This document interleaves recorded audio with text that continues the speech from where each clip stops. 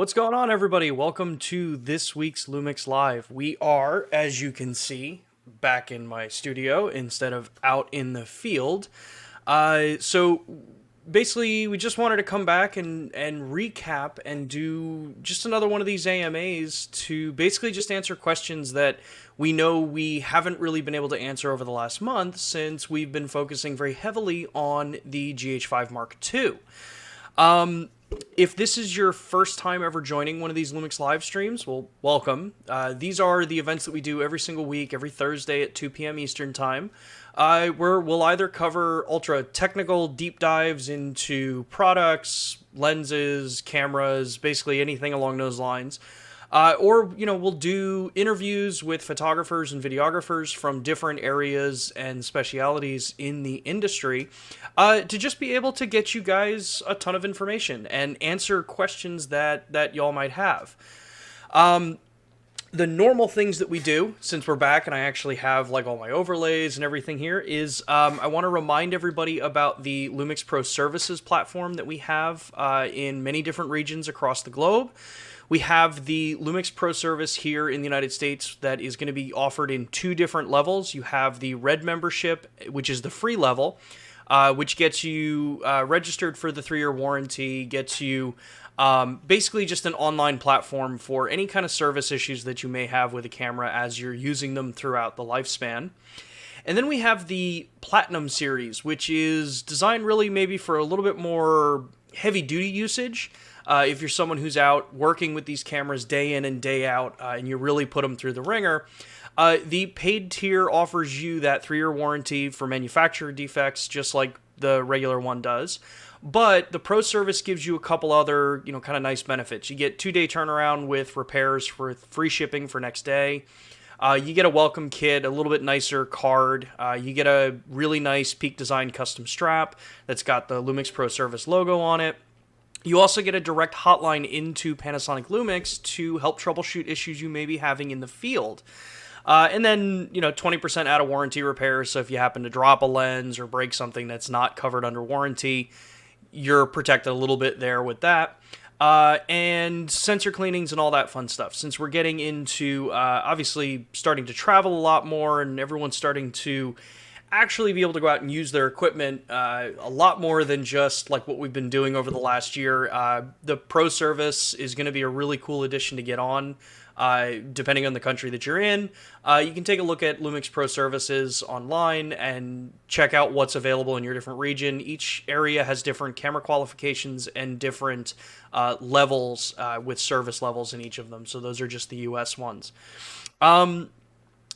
For these AMA streams, again, if this is a new one for you, this is really just going to be the next hour of us just going back and forth with questions. I'm here to answer questions that all of you have about cameras, technical challenges you may be having out in the field. I got a couple things I want to show everybody, because we did get some questions last week about the rig that we used for the GH5 Mark II live streaming, which was done last week. So I've got my rig set up over here to show you that.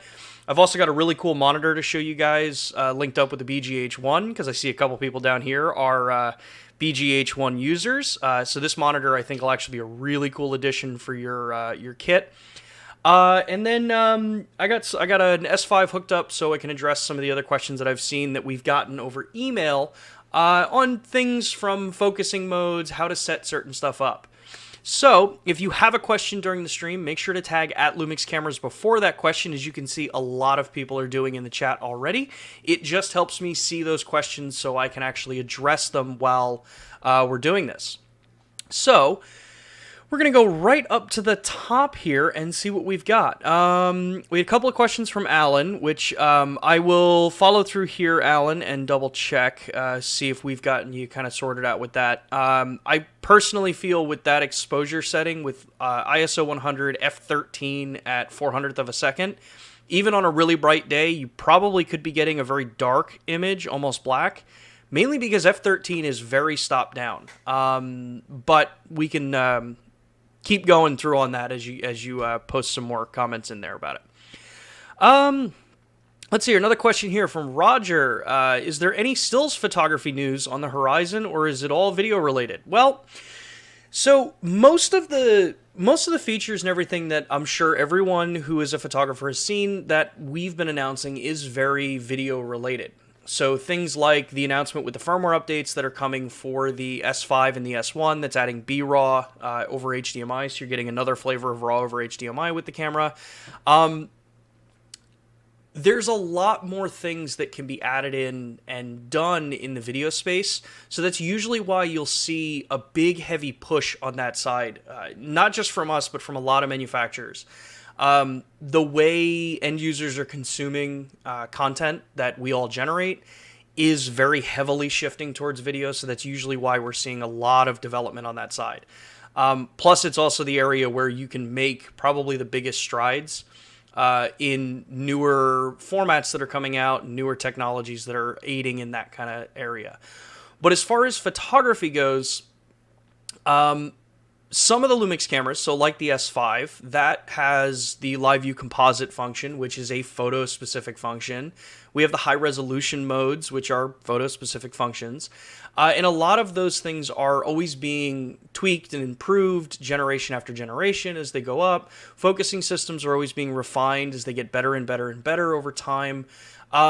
So really, it kind of just comes down to when you look at the photography specific side. So what exact features you're looking for as a photographer,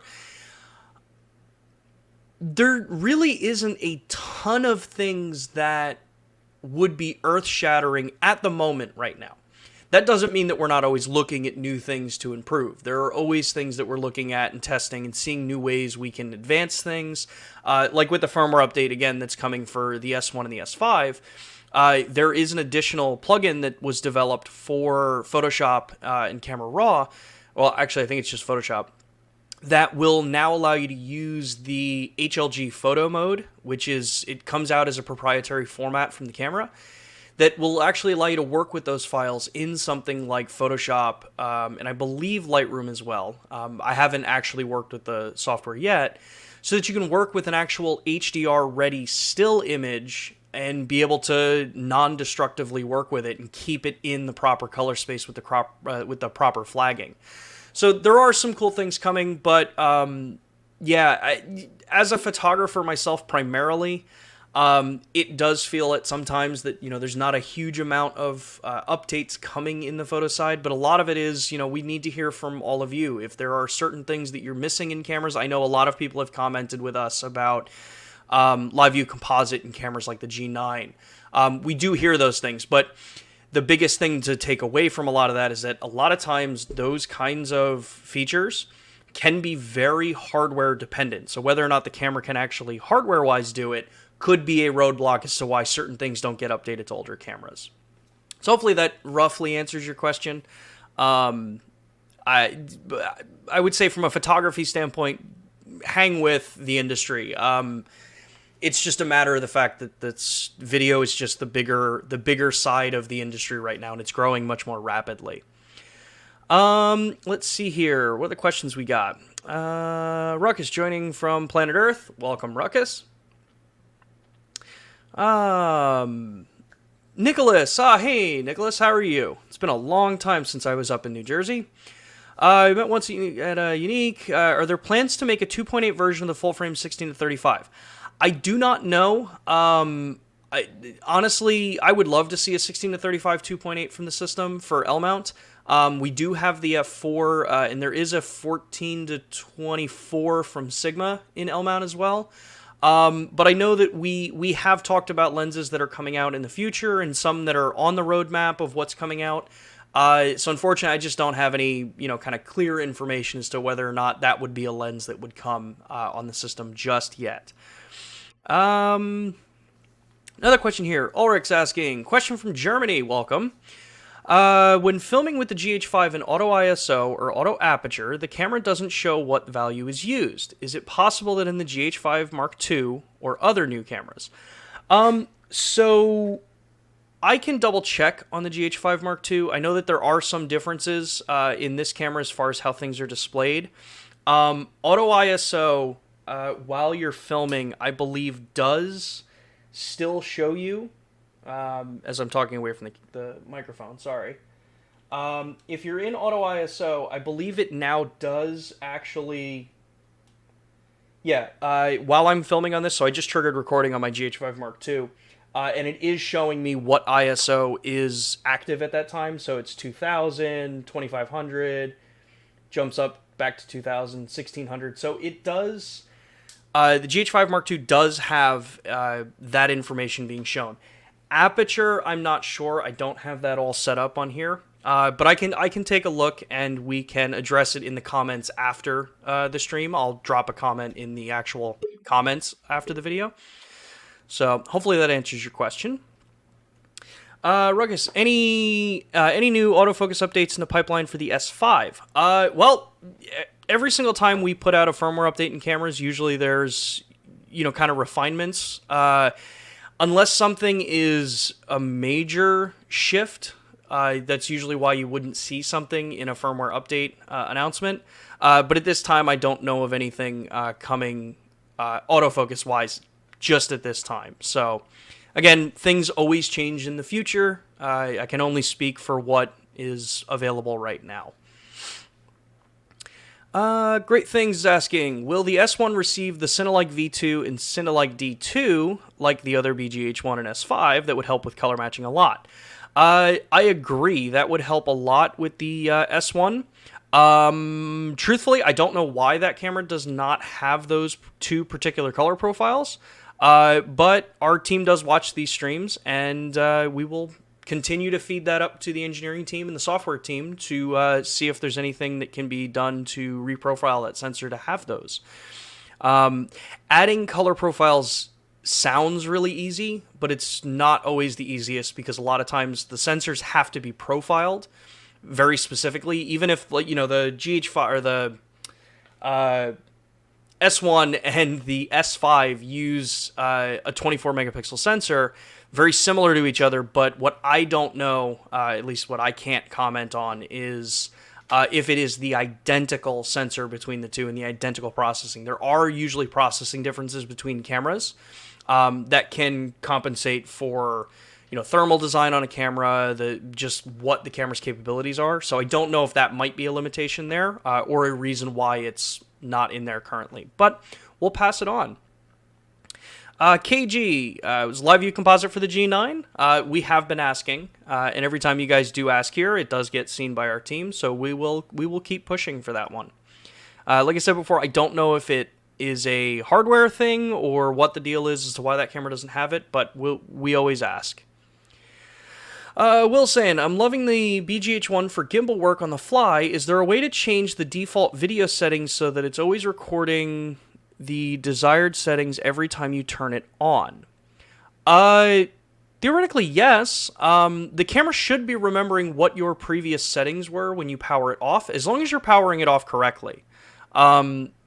A camera like the BGH1, since it can be powered through 12 volt on the barrel connector, as long as you have the right voltage going in and everything, you can pull those to power it off, and that's never a good thing to do.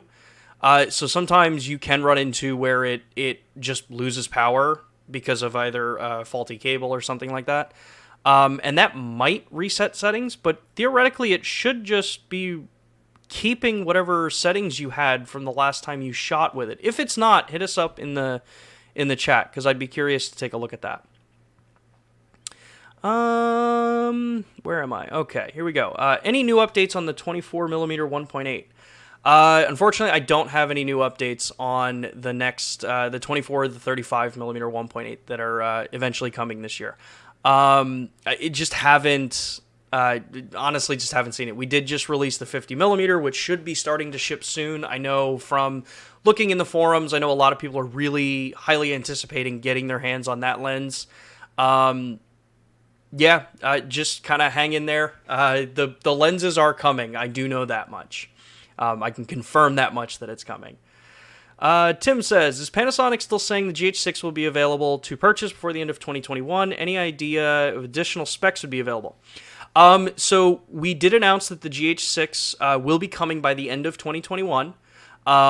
So that is still the plan. As far as additional specs, you're just going to have to wait until we actually formally release more specs about the camera. Unfortunately, I can't release, and I don't know a lot of the info that's going to be coming with that camera as we get closer to announcement. So make sure you're subscribed. Make sure you're following the social accounts for Lumix in all of the regions, and specifically if it's your region, just make sure to be following them, because that's where you're going to get the information first. Usually, since we're always on Thursdays, unless we do a very specific, kind of shift in the schedule, which usually we don't do. You're going to find out by getting subscribed and getting on the email lists and stuff like that first. Ron's asking, is there a new firmware update for the S5, including date and timestamp? Still looking for that for shooting legal depositions. I have asked, because I do remember a couple streams ago, well, actually I think it was more than a couple of streams ago, I do remember you asking about this, and we have asked this about the S1. I believe currently, or the S5, I believe currently the S1H is the only camera that does that in the S series, but I'll follow back up and still see if it's something that can be done. Obviously, again, something like that also, it's a matter of making sure that if it can be added, does it change anything else in the camera? How complex of an addition is that to burn that into the file? Other questions here. So okay, that's where I was. Any information on an upcoming GX9 replacement? Unfortunately, I have nothing on upcoming cameras or lenses or anything like that hasn't been publicly announced. So I apologize. I know you guys want to hear some, kind of hot off the press info from here, but yeah, unfortunately, I just don't have any info about that. So sorry, Chris. Todd White. Is this Todd White? Yes. Any word on tethering compatibility with Capture One or Lightroom would be nice for client work. I'm aware of the workaround, but that's kind of a pain. Yeah, so as far as Capture One and Lightroom goes, it's something that I know I would love to see. I know a lot of our team would love to see, and I know a lot of you would love to see and have happen in the cameras.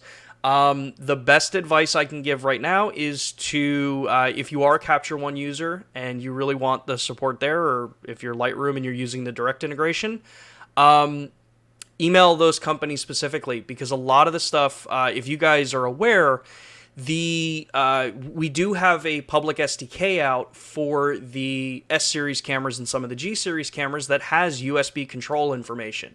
That was released when we announced the BGH1. So that information is out there, and it is public. Anyone can develop a program if you know how to write code and you know how to write software. That information's out there. It's a publicly available SDK. And it does provide that kind of information. So reach out to your preferred editing and capture software and let them know that you want to see this in their software. That's probably one of the fastest ways that we would see that happen. We do push from our side too. So where are we? You gotta love YouTube chat, because it just randomly is like, nope, you're down here now. All right.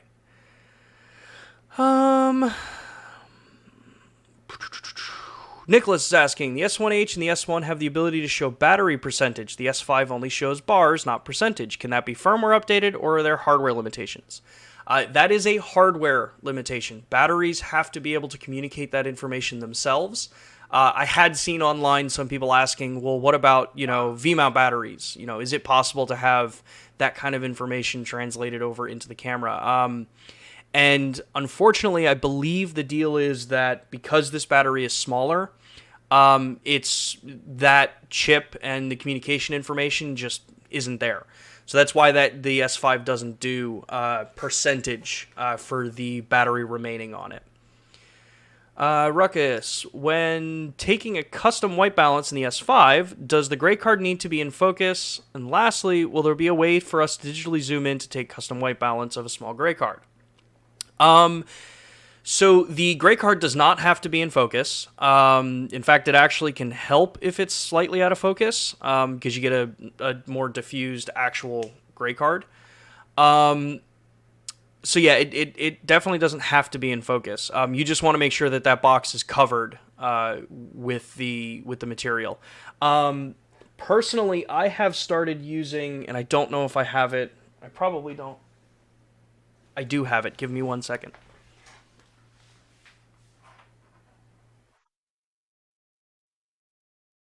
So I have personally been using this instead of the typical gray cards that I would normally be using. It's an Expodisc because I can just clip this on the front of the lens, go into the manual focus, and then do my my actual not manual focus, my custom white balance. I can use this for my custom white balance, pop it on, pop it off. Primarily, I've been using this actually for the infrared photography I'm doing, since you usually have to be very accurate with your white balance in a case like that. So I would take a look at something like this. This is Expodisc. This one's actually fairly old for mine, and they make a couple different versions of it. One that's a little bit warmer, one that's neutral like this one. And these things are a good workaround for that. So hopefully that answers your question. And then the second part of your question, Ruckus, about being able to digitally zoom in. It's been asked. I don't know if it's something that is possible to happen or if it's going to happen. But we will always ask again. Bob saying, extend the max shutter speeds 5 minutes. Not sure exactly what you're looking for on that. I know certain cameras will have much longer shutter speeds available minute-wise. Yeah, we can pass that one on, though. Alan, can you enlarge the histogram on the S5? Unfortunately, no, you can't enlarge the histogram. So it is just that basic. It's a very basic histogram that shows up while you're shooting. You'll notice in playback, if you press up or down and cycle through, or press display actually, and cycle through the different displays for playback, there's a different histogram that shows in there that actually breaks out RGB and then also your luminance values. But yeah, while shooting, it's just that size. FC, when taking photos with 2 or 10-second timer, is it possible to focus right before taking the photo instead of when pressing the shutter button? The camera ended up focusing on the background instead. I don't think the camera has... I think the focus before you take the photo is how that was originally written, and I think that might just be carryover from your... It's something you want to see for an update for G95 or G90. So something to remember about the GH5S sensor. So the 10.2 megapixel sensor that we're using in the GH5S and that we use in the BGH1 is that is a multi-aspect sensor. That means that it is larger than the sensor that you see in something like a GH5 or a GH5 Mark II. Because it's larger and it's using more of the image area that's available on the lenses, because of that, stabilization is one of the things that you give up for having a larger sensor with, in this case, for those two cameras, the dual ISO circuitry and everything involved with that. So seeing a multi-aspect sensor with stabilization probably isn't going to happen because you'd actually end up going out of the image area of the lens, so the projected image area. Micro Four Thirds was always built with the idea of being able to use stabilization, and when you don't use stabilization, it allows you to go to that slightly larger sensor, which gives you that ability for the same resolution in the different aspect ratios. So that is a hardware thing there as to why it's not there. I think I answered the question there. When shooting on the S1 in 4K MP4 in 72 megabits per second, the profile is stuck on HLG. Is that a hardware limitation? That is specifically set up for the HEVC MP4. That is specifically set up for HLG. It is designed to be the right bitrate and the right color depth for HLG shooting. So that's why it's 72 megabits. HEVC is only available in the HLG color profile. It's realistically, that system was designed so that you could shoot and deliver right away. and have something like a television play it without the need to go through any kind of software. So if you're someone who shoots and gets color perfect in camera or gets it to where you're happy with it, that's what you would want to set up there. Let's see here. Feature updates for G90, 95, 91. Fortunately, I don't have any info on any kind of future updates for cameras that we haven't announced updates for already. How fast of an SD card do we need to record in the new 4K 10-bit modes on the GH5 Mark II without any kind of errors? So with the GH5 Mark II, it's going to be just like the GH5, the original one. The highest bitrate mode is 400 megabit all intra. So just like on the GH5, V60, V90 cards, I am a big proponent of Go V90 when it comes to higher bitrate and higher resolution. You have to remember that the V classification is the sustained write speed. Other cards on the market that don't give their cards the actual V specification, those numbers are typically an up to or a maximum write speed. So if you see a card that's like 2000X, or that would be, say, U30, those cards are only going to do up to those speeds. And U30, that's just the other standard for it. U30 means that it's 30 megabytes per second, or 30 megs per second. So ideally, you want to make sure that you're using reputable brand name rated cards. That's the important thing. You want rated memory cards. It's always tough seeing, especially I think in the current climate of chip shortages and all that kind of stuff, media getting maybe a little more expensive. But yeah, you have to make sure that it's actually rated and the company that you're buying it from is standing behind the ratings that they're putting on their cards.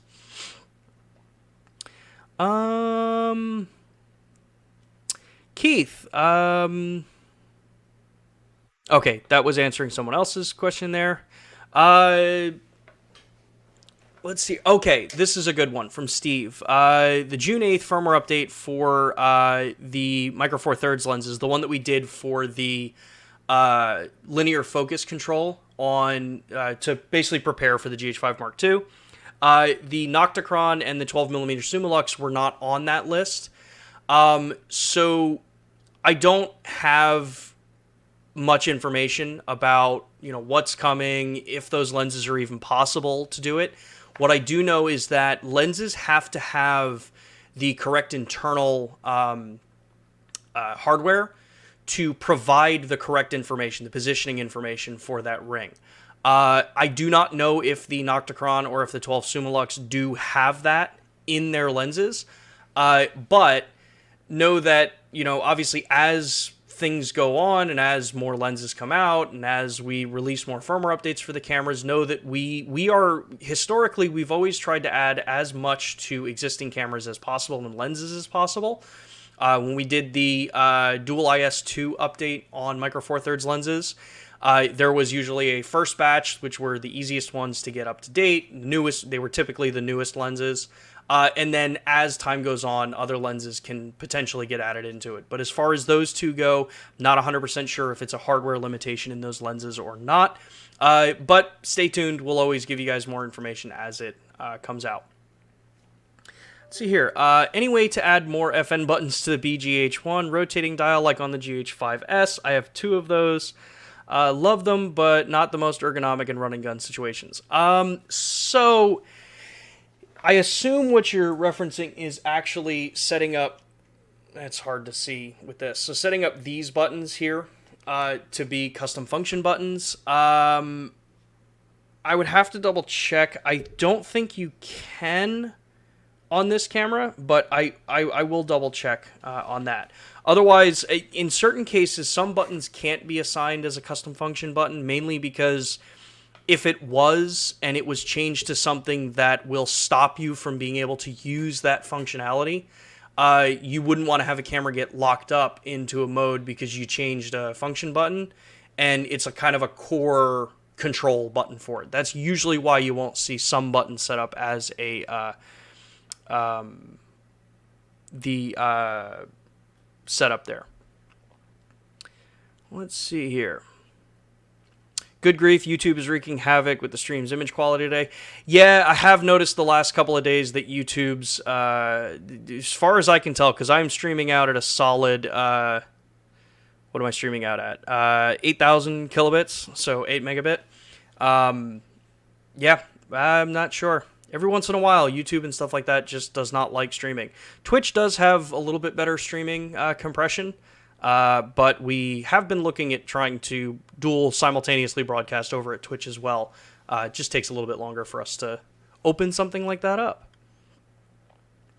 Let's see, Keith, I got here late. Did you say anything about the upcoming S-Series firmware release? So I haven't actually covered anything specific about it other than the S1 and the S5 are getting the BRAW update, so you'll be able to plug in something like the Video Assist 12G, and it has to be the Video Assist 12G, into your S5 or S1, and they'll function just like the S1H does. So everything should be pretty solid as far as that goes. Let's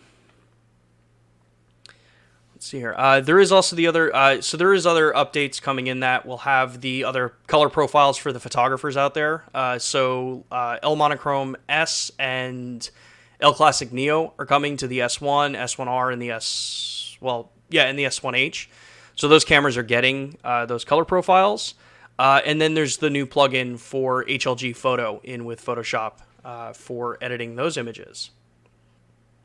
Let's see here. Major, I currently own the G5, but it seems the G5 line really, the new G5 line really offers 60 frames per second as main improvement. I've heard the G6 is coming soon. Will my lens have work with it when it's released?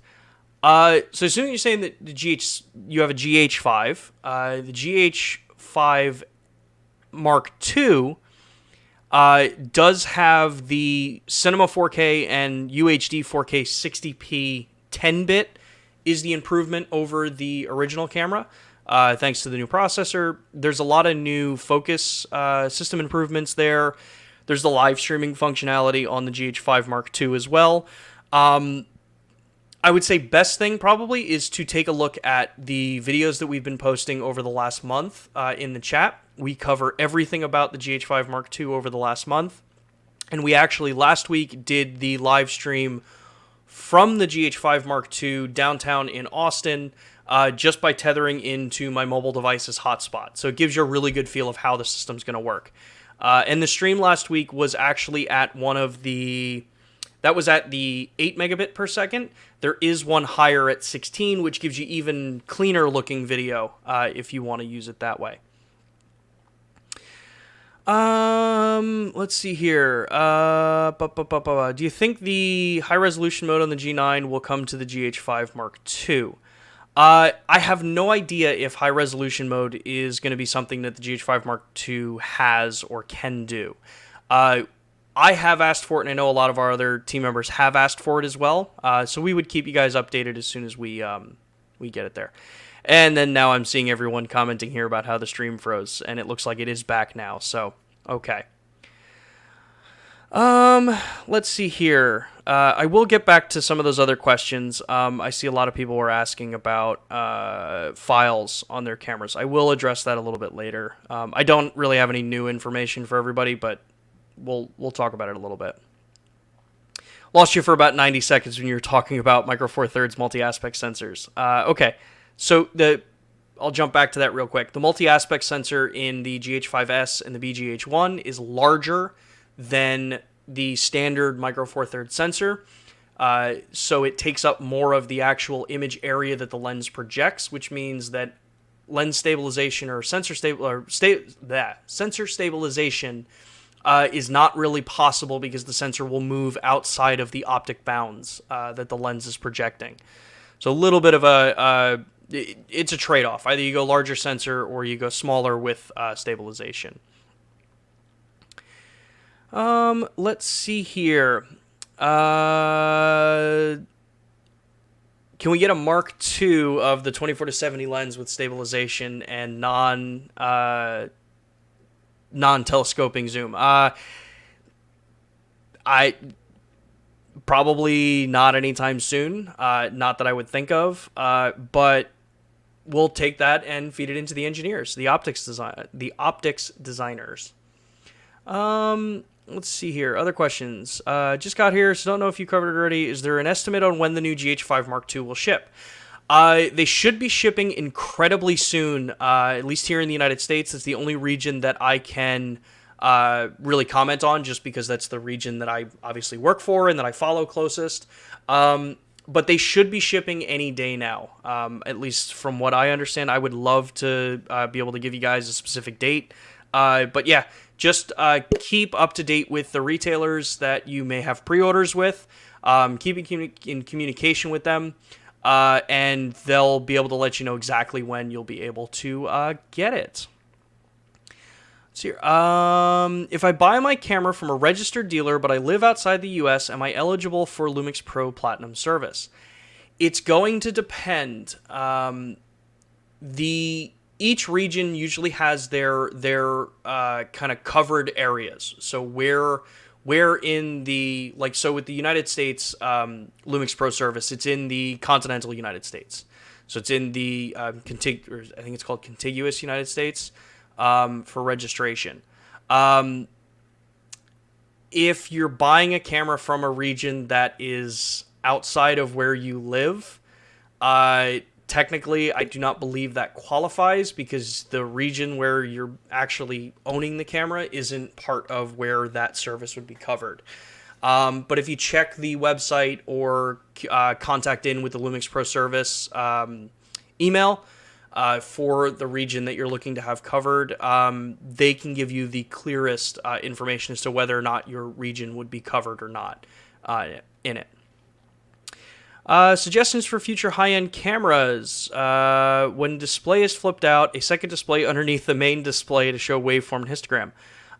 That is a clever design. I think years ago it had been mentioned in some meetings, because I know there are some cameras that have like a tiny little display on the back of the other display. So it gets a little tough. I think you run into either thermal issues with something like that, because you will always have a fixed display right up against the back of the main board. So it makes it a lot more complex to design the cooling system. But also, I think it also runs into size issues, just how much space you have to build if you're going to put two displays there. And then protection, stuff like that. But it is a cool idea, and we will pass that information on. I know that one specifically is one of the reasons why, like, the S1H has the top plate display that gives you like audio levels and your shooting information. But yeah, it doesn't show things like waveform or histogram. That would be kind of cool. Bob's saying S1R max shutter speed is up to 5 minutes. In the actual camera, if you're setting, then yeah, you're there. Outside of that, if you just get a simple remote, you can do much longer. Or if you're using the Bluetooth app, you can do much longer exposures just by using the bulb mode with it. Let's see here. Jake says, I'm an S5 user, and I'm going to purchase a lens soon. Do you have any input on which 50mm lens to go with for manual focusing purposes? Cinema or native lenses, looking at about $1,000 and under. So if you're looking at the actual, so Lumix L-mount lenses, all of our actual lenses, they are designed very much to be cinema lenses as well. One of the key things that an actual cinema-housed lens offers a lot of users are things like minimized focus breathing, in the really high-end lenses to be mechanically parfocal, and then you run into some of the other just stylistic differences, the different coatings that are used, the look that the lens is going to give you, and then obviously the housing on the lens, if you want it to have integrated gears for follow focus, things like that. The Lumix lenses, as far as 50mm lenses go, our 50mm 1.4, so that's the S Pro, is an amazingly solid option. I don't think I've run into a single person that has come back and said, you know, the lens is horrible, whatever, you know, they don't like it. If anything, some people do say that it's maybe a little too sharp for certain shooting scenarios, which is easily fixed with something like a Pro Mist filter thrown on there. But that lens gives you incredibly minimized focus breathing, almost to where it's non-existent. It's a fixed focal length lens, so you don't really have to worry about parfocal because you're not zooming and changing the focal length. And it does have a manual focus clutch, which lets you pull the clutch back and actually have measured marks on the lens, so you can measure out your focus distances. Aside from that, because that one is a little bit more of an expensive lens in the lineup, because it is like it's what a lot of people would consider a reference series lens. You could look at the 50mm 1.8 when they start shipping. That lens is also going to be very well controlled for focus breathing. You don't have the clutch in that lens, but the S-series cameras do allow you to manually adjust the focus throw. So if you want 360, 180, 270, 90 degrees, you can change how far you actually have to rotate the lens for your focus throw. So that could be a good balance for your shooting. Outside of that, you start looking at, like we said before, some of the cinema lenses or the cinema housed lenses, where you're going to be using adapters for them. They're going to be manual focus. So if you think that you may want to use autofocus in some cases, take a look at the 51.8 if you're looking for something really inexpensive, or the 51.4 if you're looking for something that's kind of like the lens to go to. It's a little above the budget that you've got there, but I would put it up to the rest of the community to see if it's something that may be worth saving a little bit longer if you can to get something. I'm a firm believer of buy once and buy the thing that you're really looking for, even if it takes you a little bit longer to get it, instead of just getting something quick right now that kind of does the job, because you can always rent. And a lot of rental houses or dealers that rent, depending on the country that you're in, at least here in the United States, a lot of some of the rental houses will actually do something where it's you rent the lens and then you can buy the lens for less because you've rented it. So hopefully that kind of helps guide you a little bit there. Director Z's asking, what's the difference between the S1H besides Netflix approval now that all the S cameras have the new updates? Now that all of the S cameras have the new upgrade, what will keep me from choosing an S5 over an S1H? This question gets asked a ton online. There are a lot of things that still separate out the S1H over the S1 or the S5. Yes, features like B-RAW or ProRes RAW, being able to do RAW over HDMI, that is one thing. But you look at the way the cameras are designed. The S1 and the S5 have record limits in certain modes that you're going to shoot at. If you're shooting out over HDMI, you don't have necessarily the full benefit that the S1H has with active cooling to keep the system manageable and within spec while you're shooting out in a kind of maybe not great environment. A lot of our Pacific Northwest friends are dealing with a ton of heat right now, and the truth is, any piece of equipment you're going to bring out there, you could be running into thermal problems because you're looking at temperatures upwards of 110 degrees air temperature. And then if you take a digital thermometer and read a camera that's been sitting outside, you could be looking at a camera that's reading upward around 150 degrees. Having active cooling on a camera helps mitigate and lengthen the amount of time that you can still shoot there. Outside of that, you've got SynchroScan, you've got the top plate design on that camera. You have a different chassis built around different capabilities. And then you look at some of the other internal changes there. The S1H is giving you a lot more flexibility for things like shooting 6K, and you can do it unlimited recording internally. You've got the 5.4K, 5.9K internal, and they are unlimited recording. Depending on your shooting style, you have that optical low-pass filter. That could be a make or break for some situations. If you're a wedding or an event videographer and you run into moire a lot because of either an ornate dress design, or if you're filming for corporate clients and they're wearing, say, like a pinstripe suit or checkerboard patterns, having a low pass filter built into the camera can be a huge benefit for something like that. And then you run into the maybe lesser common things. So being able to jam timecode sync into the S1H. You can't do that on the other cameras. There are hardware differences there. So the S1H, if you're looking at production, the S1H is still probably the much better camera to get into. The S1 and the S5 are great alternatives if you're looking for, say, like a B camera, where you know you're not going to be doing maybe as long of a shoot with the B cam. You just want something that can color match really close to it. That's where I'd say you're kind of setting at this moment between those cameras.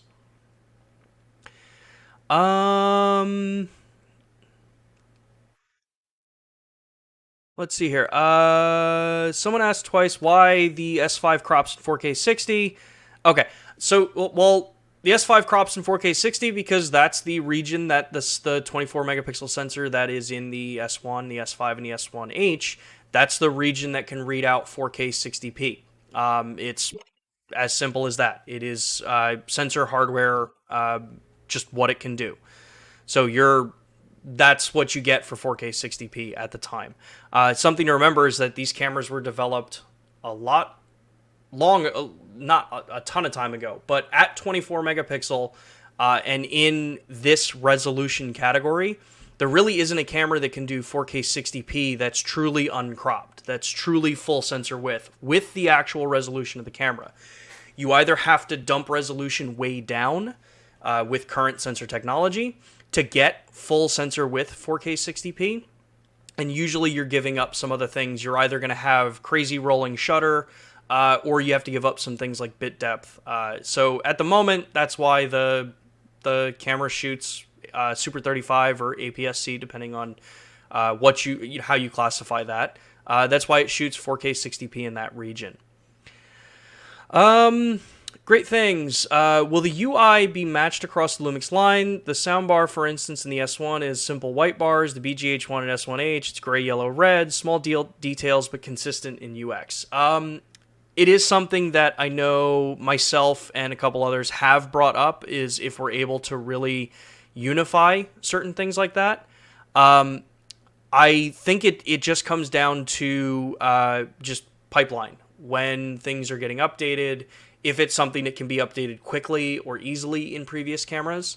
But I would say, as far as unification of the features and like kind of the UI design, you'll see as things improve, at least every new camera is going to at least have that as a baseline and move forward. So let's see here. Hopefully that answers your question. All right. Any good? Okay, so there's a couple more questions. Again, I see everybody asking about the file issue, and I will get to that. Let me just get through some of the other questions, because there's a couple things that I do want to say about it, and hopefully it helps some people. At least get you guidance as to what to look for to try to mitigate some of that. Interval timer goes up to 1 frame per second, and VFR has 2 and 12 frames per second. Any chance to fill the gap and get some overlap in the two methods? We have asked about some of, like with the slow and quick mode or VFR, usually the frame rate that's being chosen has to relatively easily fall into the actual recorded frame rate that the camera's doing.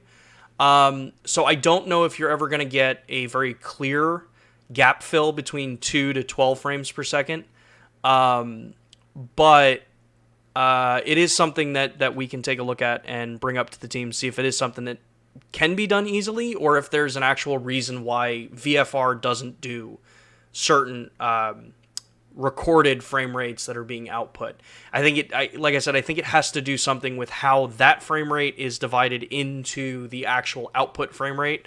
So that's why if you go from 24 to 30 to 60, you'll see slightly different numbers in those categories. But the S5 does allow you to go to 1 frame per second. So I know some of the newer cameras may have the ability to do it in slow and quick, which is the newer VFR kind of function on a camera like the S5. Let's see here. Drew, thanks for the tip. Okay, that was for FC. Let's see any of the last questions. Okay, Keith's asking specifically about optical low pass filters. If you record in ProRes RAW from an S1 or an an S5 over HDMI, is it possible to do low pass filter in post? Not really. Low pass filters are optically adjusting and softening the image to cut out things like false color and moire. Anything you're ever going to do in post is going to just universally blur the pixels. I'm sure there are other people in the chat that are filming and editing on a day-to-day basis that may have a better explanation on the editing side for you. But my understanding is that anything in post is never going to be as good as if you can do it optically. Because it is a piece of glass that is diffusing some of the light to cancel out false color and moire. So you could probably do it, because I know you can correct it in stills. You can correct moire, but that's selectively doing it, and it's literally just blurring out parts of the image in certain pixels to do it.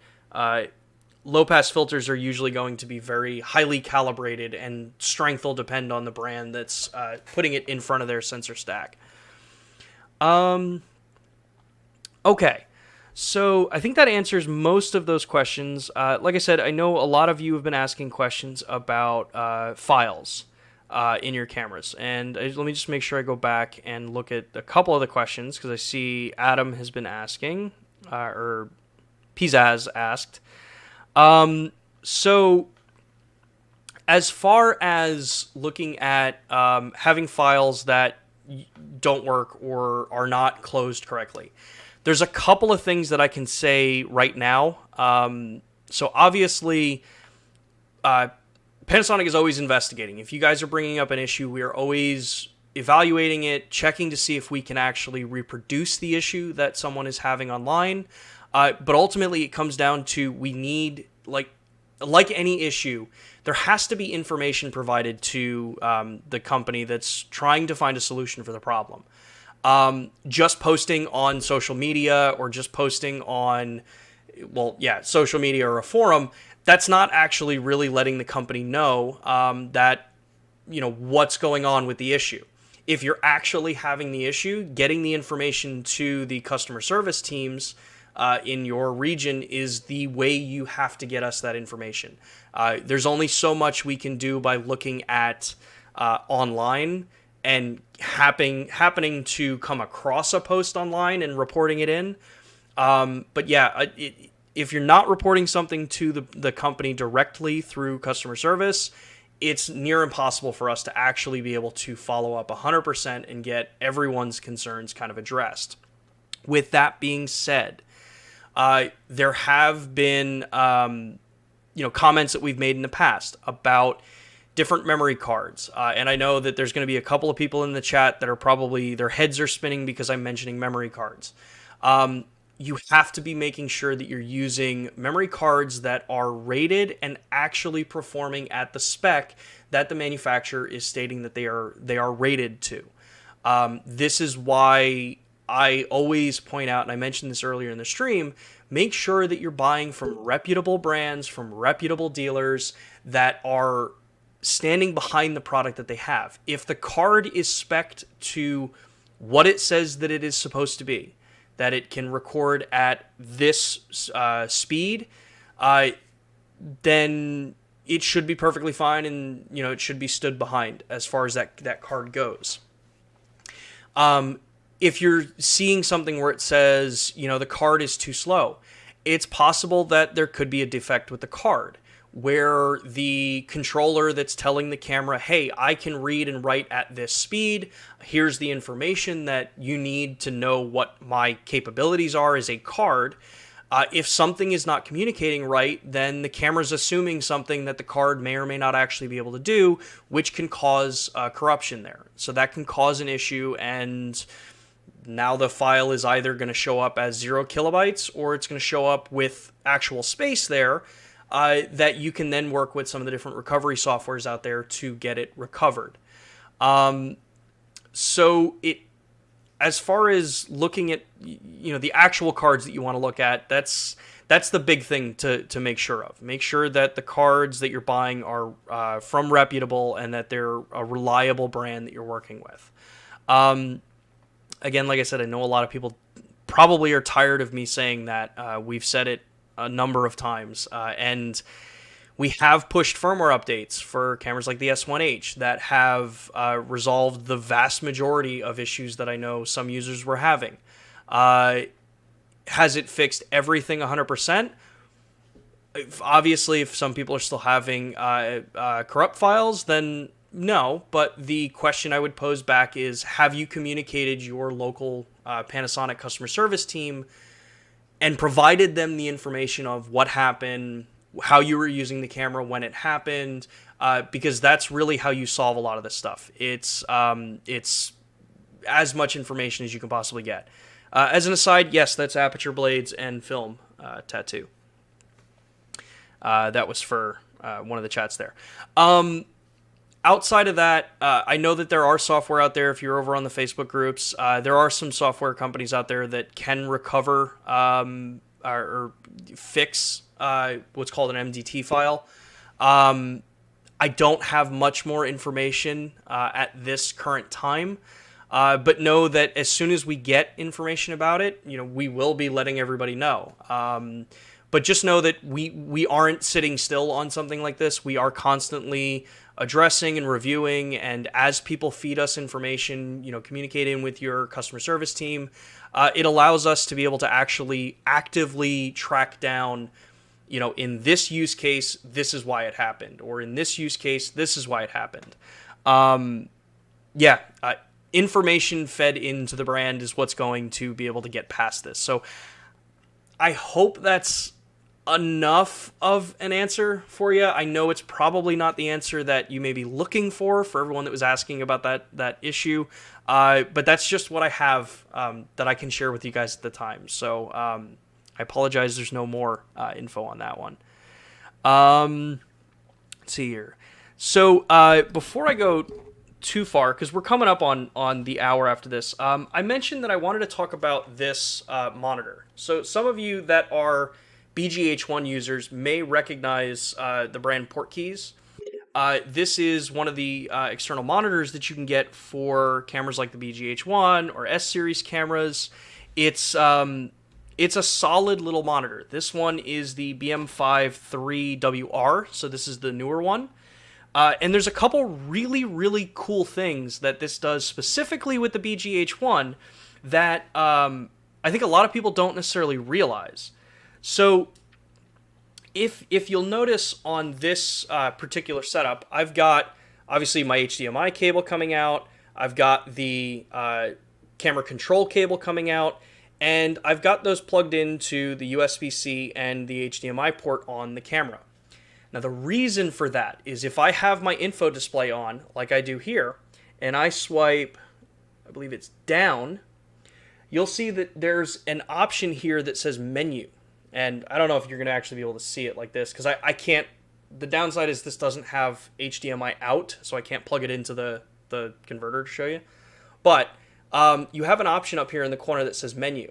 So if I tap on that and then go to the menu button here, I have full touch interface control on my BGH1 through this monitor. So I'm not touching or changing anything on the camera itself. I'm using all of this through the monitor on the camera, or on the menu on the monitor.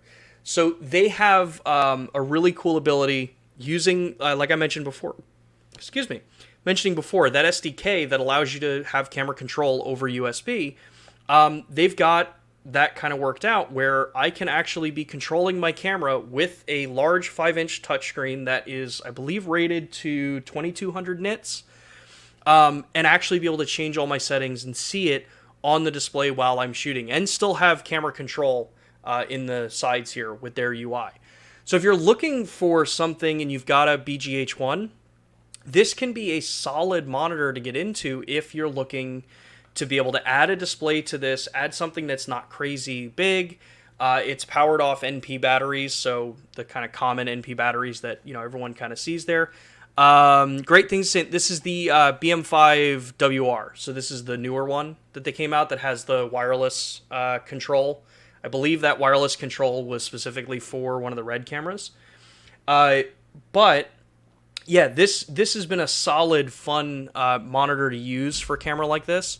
Small, compact. It's built from the unit I've got, and in full transparency, the folks over at Portkeys sent me this monitor so we could check it out and actually rig it up with this and make sure everything works kind of cool with it. The monitor's been great on here, and I have my Ninja 5 over here. I've got the 7-inch Video Assist 12G right there. And yeah, if you've got a BGH1, I can't say enough that at the moment, this is a pretty solid option for a good monitor if you're recording. Now, just a reminder, it's just a monitor. It's not a recorder. So it's only gonna let you see your settings there. And it allows you to do tap to focus and things like that as well. Let's see here. McDrew says, thanks, Sean, for hitting on the subject. Cards are 4 years old. It just happened yesterday for the first time. Just trying to get a solution before scooping up new cards. One of the things you can try, going back to the SD cards and the corrupt file issue, if you go to the SD Card Association, they do have an actual official formatter for SD cards that makes sure that when you format it, that it's being kept in the actual proper file structure for the way cameras are expecting an SD card to be structured so they can write to it. It's a free download. Go try that and try doing, I think it's called like the deep format or low level format. I forget exactly what they call it. But go check that out. Run your card through it. Just remember that cards are just like SSDs in computers. There is a point where you will write more data than they're spec'd to be written to, so the read-write capacities. It's all NAND flash. Well, not all NAND flash, but it is something good to get into a habit of, one, like I said before, buying reputable brand cards, making sure that you're buying from a store or a company that stands behind it, that you're getting genuine product. But also making sure that you cycle cards over time. I have a drawer full of memory cards that I won't use on professional shoots because they're pushing 2 to 3 years old, and I know that I've run a lot of content on and off of them throughout those 2 years. So kind of just want to make sure you keep on top of some of that stuff. We're always so good at keeping on top of like our lenses and our cameras and monitors and stuff like that. Media is often the last focused thing I've noticed in a lot of, especially recently.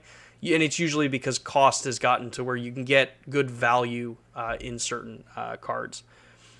Let's see here. We got time for maybe like 1 or 2 more questions, and then we're going to call it for today. We see Keith saying, for fixed installations, what's the maximum length of USB-C and HDMI cables that you can use for the Portkeys 5-inch and a BGH1? That's a good question. So the communication that's going over from the camera to the monitor is being done over USB Type B. So not even USB 3, because it's just data communication. So it's a Type B to USB 3.0 or a Type C cable on the camera. Truthfully, I don't know what the length would be for that. You can run into, probably the easiest way to check is if you just get an extension cable. If you have to run long lengths, do active cables that can boost the signal. That's probably the best way to go regardless. And then as far as HDMI goes, that's going to come down to the cable that you're using, whether or not it's an active cable, and whether or not it's spec'd to run distances. Look at the HDMI standard. That will tell you how long you can typically run a cable for and still maintain signal. The longer you go, the less the quality is going to be. But if you need to do ultimate, like really far remote shooting with a camera like the BGH1, using Ethernet and doing IP streaming may be a slight better way to go, since you can use the Tether software to monitor. There will be maybe a little bit more latency than what you'd see over HDMI, but when you're going really long distances, you're probably talking a very negligible difference, if any, at certain distances. An Ethernet cable is usually a lot cheaper to run a lot longer distances. Plus, you can power the camera and control it over Ethernet and take the signal, so it could be a better option for you. Let's see here.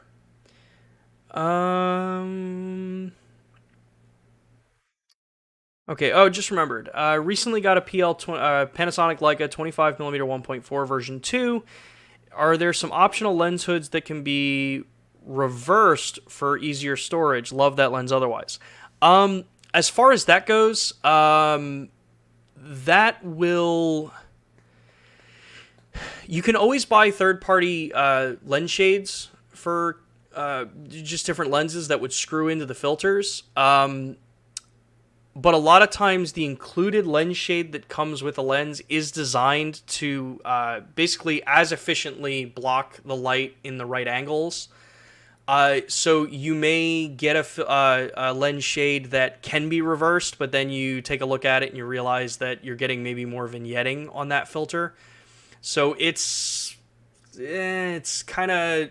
I always suggest stick with the regular shade that comes with the lens. Yeah, it's a little bit longer and you can't reverse it when you're storing it, but it's the right one for the lens. So yeah, hopefully that's a good answer for you. Robert's asked, I did see you ask this a lot of times, so I apologize for only getting to it right now. Will the GH6, BGH1, or S1 have NDI built in for streaming with Vmix, OBS, or anything like that? I do not have any information regarding NDI on the cameras. I know that we've had a lot of requests on the BGH1 to get NDI. So I'm honestly not sure. As of right now, I can't comment anything on a GH6 because we haven't released any other specs other than what we talked about at the announcement of it. But as far as BGH1 goes, or an S1, I really don't know if they're going to be able to get NDI or if it's something that's on the plan for it. And I do see the email that you sent us over at Lumix Live. So that's a really nice segue. If you have more questions that you want us to address during a live stream, you can always feel free to shoot us an email over at lumixlive@us.panasonic.com. We do not really email back from that email address, so if you don't get an answer back from us there, please don't be offended. We just don't respond from that email address. We use it so that we can create and answer these questions here. But yeah, if you have other questions or you can't make an event, shoot them over onto the lumixlive@us.panasonic.com, because that helps us build the content that we're releasing out to everybody a little bit later. I got a couple more minutes left here. So SD from FC, SD formatter will allow erasing the SD card. With normal formatting, just initialize as fat tables. So yeah, there's different ways that you can format memory cards. If you just go into Windows or Mac and format a card, you might not be doing it the way that the camera's going to be expecting it. So you use the SD card formatter from the SD Association. That's the best way to format a card if you're going to be doing it on your computer and not in a camera. And let's see here. All right, we got one last question here. So I want to use 2 card slots in the S bodies, both for RAW, but it's not possible because I can't check the focus of a done picture in the live view. Why is this so, and is there a possibility? So, I believe what you're talking about is, so the embedded JPEG preview for the RAW files is relatively small. It's designed basically just as a, hey, here's what the image is going to look like. Here's the color, the information. That's what it's a sidecar file. That's what allows you to, know certain other parts of the information about the shot you took. So currently, there's not really, if you want to be doing critical focus checking on your camera, you would still need to shoot JPEG and RAW. Have JPEGs on just as the sidecars. may not be the best for your specific shooting scenario, but a lot of times, like for myself with my S1R, I shoot RAW plus JPEG, and then I just toss the JPEGs, because typically I run 256 gig cards in that camera, and that's my infrared converted camera. So yeah, it may not be the best for your particular situation, Klaus, but yeah, at the time, that's just how it's set up. Every brand will embed different sizes for the JPEGs that go with the RAW. That's why you'll see two cameras that have the same resolution may have different size RAW files. It's usually because of the embedded JPEG. Either it's going to be much larger or it's going to be much smaller and heavier compression. All right. So let's see. I did see one other question here. How do you activate flicker mode on the S1? I assume you're referencing the kind of flicker reduction mode.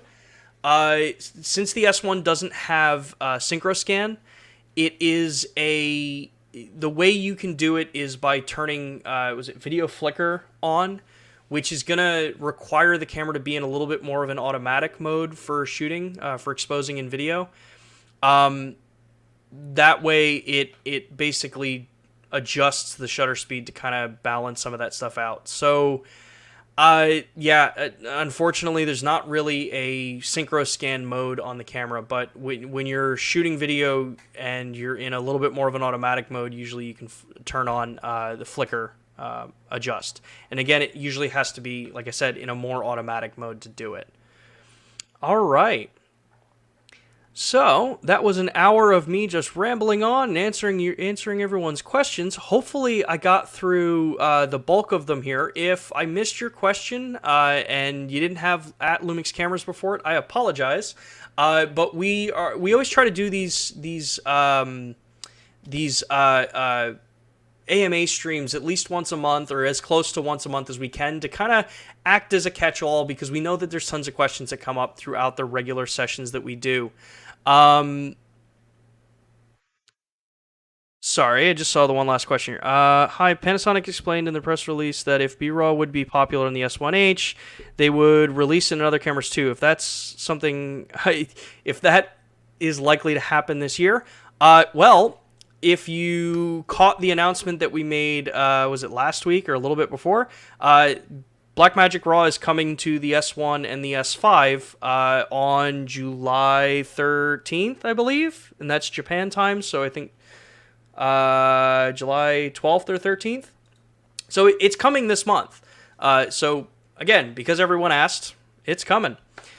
All right. As I was saying before, we always try to do these AMA streams at least once a month, or as close to once a month as we can, so we can keep answering all of everyone's questions. Make sure to subscribe if this video was, kind of the information you're looking for. Hopefully, maybe you give us a subscribe. It helps us tremendously. Give us a like, all of that fun stuff that helps with the algorithm and helps us keep doing Lumix Live every single week. Next week, we will be back to, I believe, a conversation. I think I'm having Matt Frazier on next week. So if you guys have questions, you'll want to jump onto that stream as well. And then we'll start having the rest of the month actually scheduled up on the calendar, probably by the beginning of next week. So you'll be able to set yourself some reminders for different streams that you're going to want to tune in for. As one last point, as a reminder, we've got Lumix Pro Services. If you are a professional user, make sure to go check out the Pro Platinum level to truly protect and cover all your cameras and lenses with sensor cleanings, out-of-warranty repairs, fast turnaround time, and a really sweet strap that I don't have an arm's length with me right now. If you're just a casual user or you just want to get into it and at least have something there with it, make sure to register yourself on the Red series. It is free. Get yourself all set up. It'll make sure that your equipment's protected. If you're in the United States, you can use the QR code to get right over the page. If you're not in the United States, you can check out Lumix Pro Services in your local region and check out the different tiers that they have. Outside of that, I want to thank everybody for joining me this week. This was a great conversation, and hopefully everyone learned something new during the stream. Otherwise, I will see everybody next week, Thursday at 2 p.m. Eastern Time, right here on Lumix Cameras. Have a good rest of your weekend, everybody. Later.